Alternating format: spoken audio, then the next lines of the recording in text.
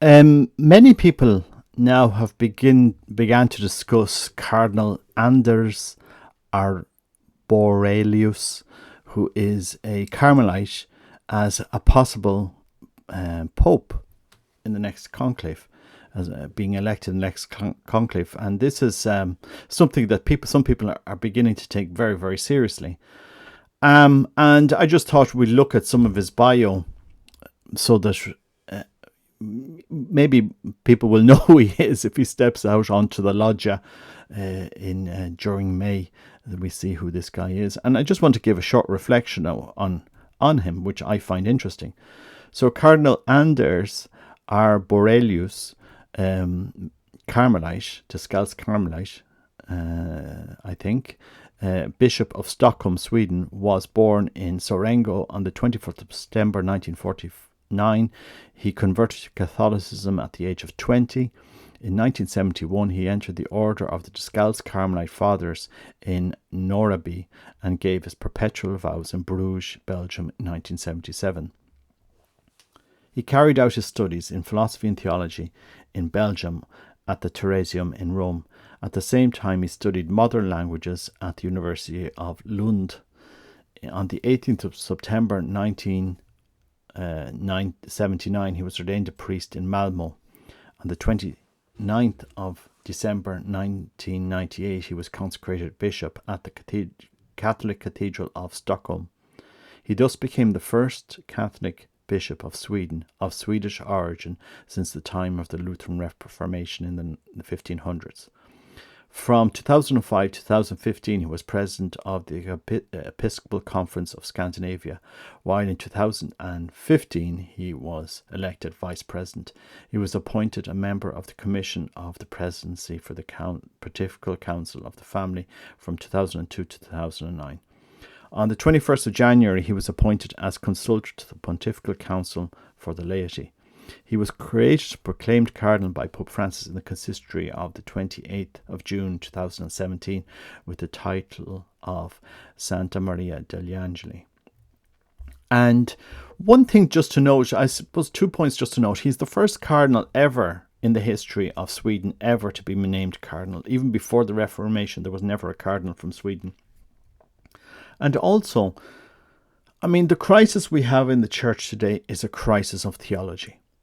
It's a crisis of failing to understand the process of union with God, theosis, that calls for us a change of life, a renouncement of sin, a personal crucifixion in a way, in order to be reborn in Christ. And it does require a change, a transformation. It's a cooperation with God's grace.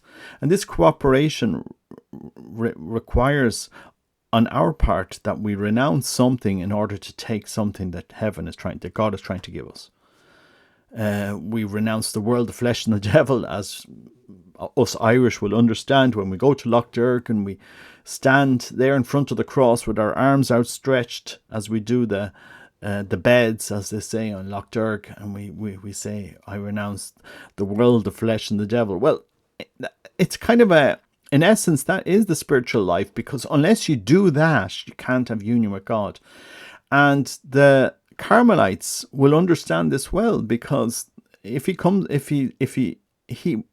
he studied in the Theresianum, because he is a Carmelite, and because he will obviously have studied St. John of the Cross, Teresa of Avila, Teresa of Lisieux, and I believe it's because after he read Teresa of Lisieux that he became a Catholic, and then became it was Teresa, after reading Teresa of Lisieux, he decided to become a Carmelite.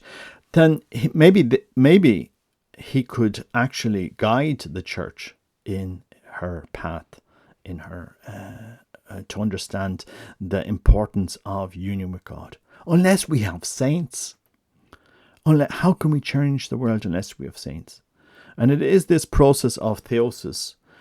It's no longer I who live, but Christ who lives in me, as St. Paul says, that the church will be transformed and the world be transformed. We will know God as God intends us to know him, by renouncing one way of living and accepting the other. I think he would be an interesting person.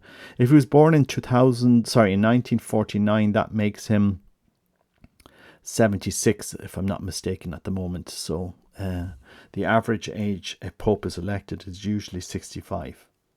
That Pope Francis being an exception, but who knows what the cardinals will decide, and if he is still fit and able and willing, he could be elected again.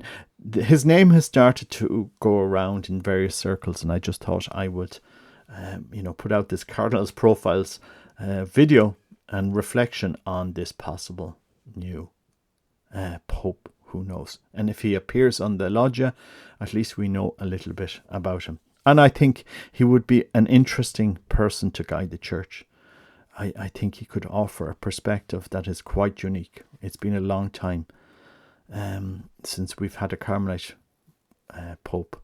I'm not sure, and I'd have to dig out the history. I know we've had many different popes, but it'd be interesting to see if he would be elected. God bless you. Take care. Bye-bye.